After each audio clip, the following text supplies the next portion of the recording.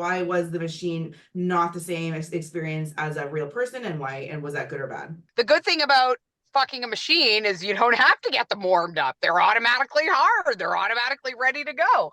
So, but important because we're not getting lubricated before. So as it poked in, I was like, ooh, okay.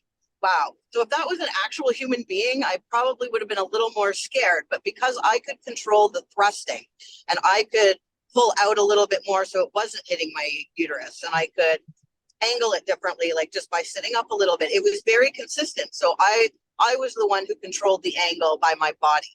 You both said, yeah, it was okay, but it wasn't as good as a man or whatever. And I was like, what?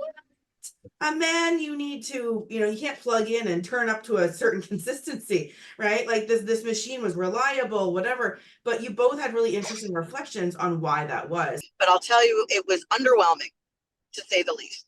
As I said, it's not human in the sense I miss the body weight on me. I miss, the dildo machine isn't going to choke me, isn't going to pull my hair, isn't going to give me an ass slap, isn't talking dirty, isn't calling me a slut, it's missing that element of it, the fantasy. So is it mechanical and functional? Yeah.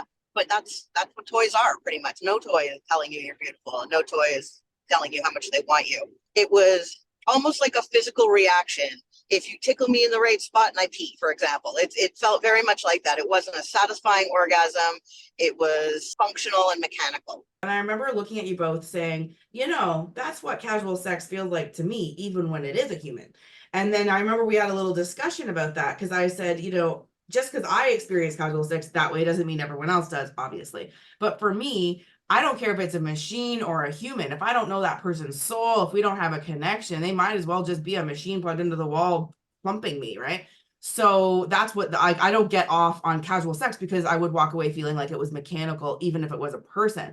So it's interesting how you guys, did like the mechanical feeling of the mechanical thing. But it's just so funny how we all have different experiences. But I thought you guys would have been raving about it. And then when you both had kind of mixed reviews on it, I thought, well, that's really interesting too. Let's find out why it wasn't up to par with, some of the guys, that we could trade them in for. This is just a small sample of the actual full-on uncensored review of the machine we used at Oasis Aqua Lounge. If you want to check out the full episode, it is podcast episode number 53 on Sex and Swinging with TorontoUnicorn, and it is entirely uncensored and free.